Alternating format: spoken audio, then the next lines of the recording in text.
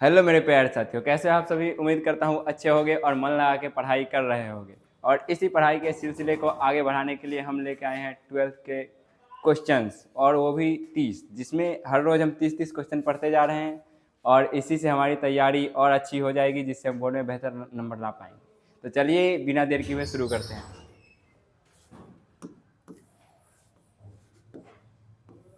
तो पहला क्वेश्चन है आपके सामने, पूछ रहा है कि किसी आयनिक ठोस की संभावित क्रिस्टलीय संरचना किस पर निर्भर करती है। ध्यान देंगे, सबसे पहले पूछा है आयनिक ठोस। आयनिक ठोस का मतलब ऐसा ठोस जो धनायन और ऋणायन दोनों से मिलके बना है। यानी कि अगर उसमें धनायन है और ऋणायन है तो सामान्य बात है कि इस दोनों के आकृति पे ही निर्भर करेगी। तो हमारा राइट आंसर हो जाएगा धनायन और ऋणायन के आकार पे, जो कि ऑप्शन ए में है, इसलिए राइट आंसर ऑप्शन ए। चलते हैं अगले प्रश्न पे। दूसरा क्वेश्चन कह रहा है कि रक्त कोशिकाओं को जब अति पराशरी विलयन में रखा जाता है तो वे क्या होते हैं। फूल जाते हैं, सिकुड़ जाते हैं, अपरिवर्तित रहते हैं या फट जाते हैं। तो ध्यान रखेंगे, जब भी किसी रक्त कोशिका यानी कि ब्लड सेल रक्त कोशिका को अति पराशरी विलयन में डालेंगे तो वो हमेशा सिकुड़ेगी, क्योंकि अति पराशरी विलयन में रक्त कोशिका से जल निकल के चला जाता है अति पराशरी विलयन की ओर, जिसके कारण रक्त कोशिका जो है वो सिकुड़ जाती है। इसीलिए हमारा राइट आंसर हो जाएगा ऑप्शन बी, सिकुड़ जाती है। चलते हैं अगले प्रश्न की ओर। अगला प्रश्न कह रहा है विद्युत अपघटनी सेल में इलेक्ट्रॉन का प्रवाह होता है। विद्युत अपघटनी सेल मतलब ऐसा सेल जिसमें विद्युत धारा प्रवाहित करने के बाद अपघटन की क्रिया होती है। इसमें दो होते हैं टर्मिनल, एक एनोड और दूसरा कैथोड। ध्यान देंगे, इसमें एनोड होता है धनात्मक और कैथोड होता है ऋणात्मक। और कभी भी इलेक्ट्रॉन विद्युत अपघटनी सेल में धनात्मक से ऋणात्मक की ओर जाती है, यानी कि एनोड से कैथोड की ओर, जो कि बाहरी परिपथ में होता है। इसीलिए हमारा राइट आंसर हो जाता है बी। चलते हैं अगले प्रश्न पे। प्रश्न संख्या 4 कह रहा है किसी अभिक्रिया A+B उत्पाद के लिए यदि B की सांद्रता दोगुनी कर दी जाए तो दर 4 गुना बढ़ जाती है। B के सापेक्ष अभिक्रिया की कोटि क्या है। सबसे पहले ध्यान रखेंगे, अभिक्रिया की कोटि निकालनी है। कोटि निकालने के लिए हमें जानना पड़ेगा रेट।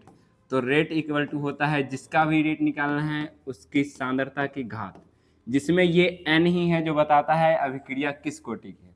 तो कहा रहा है कि अगर B की सांद्रता दोगुनी कर दी जाए, यानी कि B के जगह पर 2 रखेंगे तो उसका जो दर है वो 4 गुना हो जाता है। 4 गुना होने के लिए हमें n का मान 2 रखना पड़ेगा, इसीलिए अभिक्रिया की कोटि n बराबर हो जाता है 2, जो कि ऑप्शन बी में है। इसीलिए राइट आंसर ऑप्शन बी।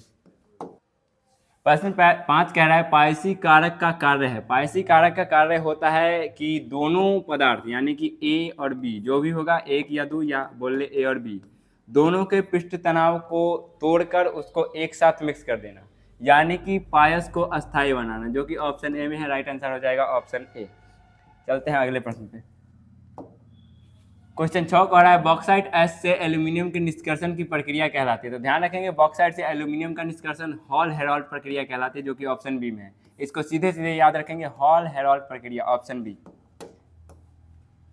यहाँ पे N2O5 की प्रकृति होती है। सबसे पहले N2O5 यहाँ पे दिखाई दे रहा है, ये N2 है अधातु, और अधातु का ऑक्साइड है, यानी कि अधातु के ऑक्साइड हमेशा होते हैं अम्लीय। ध्यान रखेंगे, अधातु के ऑक्साइड हमेशा अम्लीय होते हैं, जो कि ऑप्शन ए में है, इसीलिए राइट आंसर हो जाता है ऑप्शन ए। चलते हैं अगले प्रश्न की ओर। कह रहा है KMnO4 का गहरा बैंगनी रंग किसके कारण होता है। तो ध्यान देंगे, डी संकरण ऑप्शन नहीं होगा, क्योंकि इसमें डी ऑर्बिटल खाली नहीं होता है, इसीलिए पूर्णतः खाली होता है, इसीलिए डी संकरण नहीं होगा।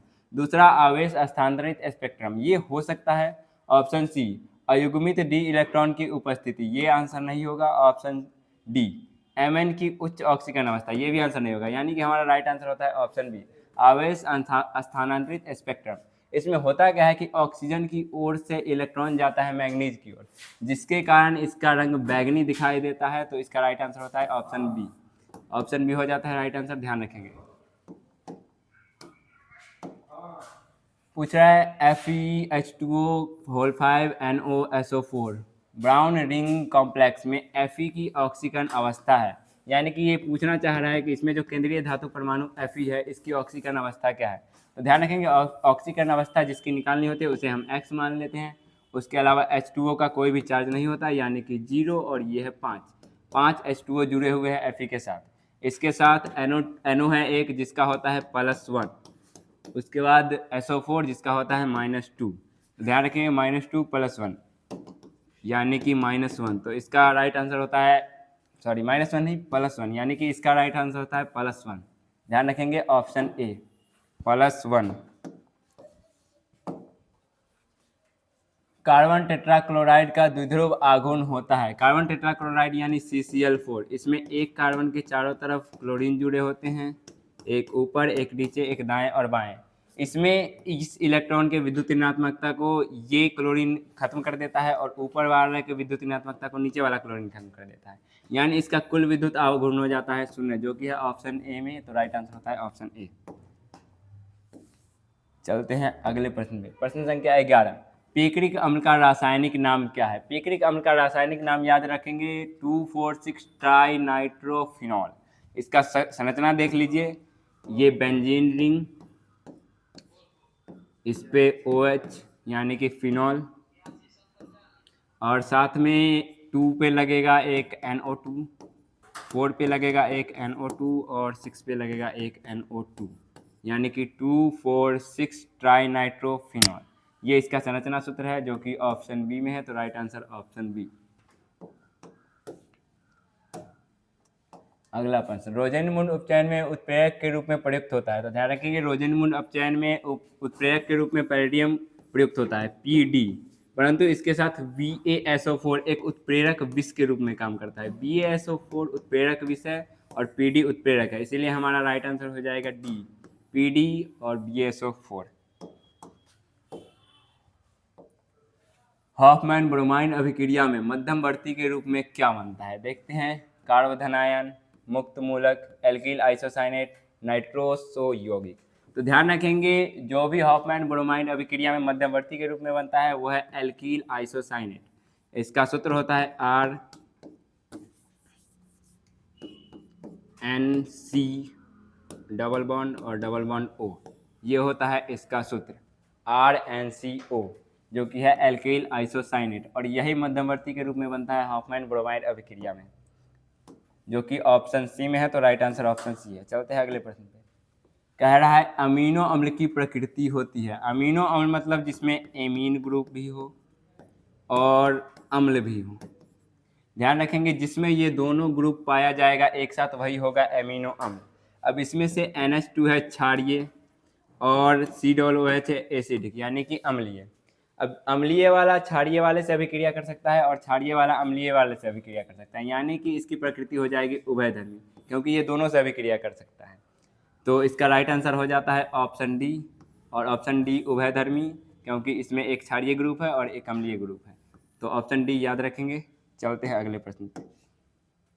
प्रश्न संख्या 15 कह रहा है प्राकृतिक रबर के वल्कनीकरण में प्रयुक्त होता है। प्राकृतिक रबर यानी कि वह रबर जो हम पौधे से निकालते हैं वो होता है प्राकृतिक रबर, और उसके वल्कनीकरण यानी कि उसको, प्राकृतिक रबर थोड़ा लचीला और थोड़ा कमज़ोर होता है, उसको थोड़ा अस्थाई और थोड़ा मजबूत बनाने के लिए उसमें उपयोग किया जाता है सल्फर।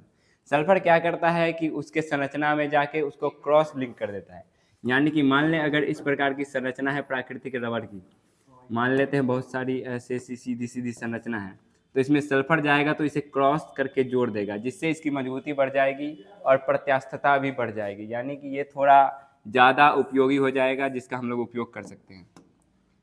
यानी कि इसका राइट आंसर हो जाता है option B sulphur. Sulphur option B. चलते हैं अगले प्रश्न पे। अगला प्रश्न, निम्न में से कौन सा एक प्रतिजैविक नहीं है? पेनिसिलिन प्रतिजैविक है, ऑफ्लॉक्सासिन, सॉरी गलती पर आ गया, ऑफ्लॉक्सासिन ये प्रतिजैविक है, एस्प्रिन प्रतिजैविक नहीं है, और टेट्रासाइक्लिन ये भी प्रतिजैविक है। एस्प्रिन एक दर्द निवारक है, यानी कि ये दर्द की स्थिति में काम आता है, ये प्रतिजैविक नहीं है। एस्प्रिन ही एक दर्द निवारक है, यानी कि ऑप्शन सी है राइट आंसर। चलते हैं अगले प्रश्न पर। N प्रकार के अर्धचालक बनाने के लिए सिलिकॉन में क्या मिलाया जाता है? तो ध्यान रखेंगे अगर हमें N प्रकार के अर्धचालक चाहिए, अगर हमें N प्रकार के अर्धचालक चाहिए तो सिलिकॉन में हमें मिलाना पड़ेगा वर्ग 15 का कोई तत्व, जो कि ऑप्शन सी में है। तो राइट आंसर है ऑप्शन सी। अगर सिलिकॉन के साथ वर्ग 15 का कोई तत्व मिला दे तो हमें प्राप्त होगा n प्रकार का अर्धचालक। और अगर सिलिकॉन के साथ कोई वर्ग 13 का तत्व मिला दे तो हमें प्राप्त होगा p प्रकार का अर्धचालक। तो ध्यान रखेंगे, फिलहाल हमें पूछा गया है n प्रकार के अर्धचालक, जो है ऑप्शन सी में। तो राइट आंसर होएगा ऑप्शन सी।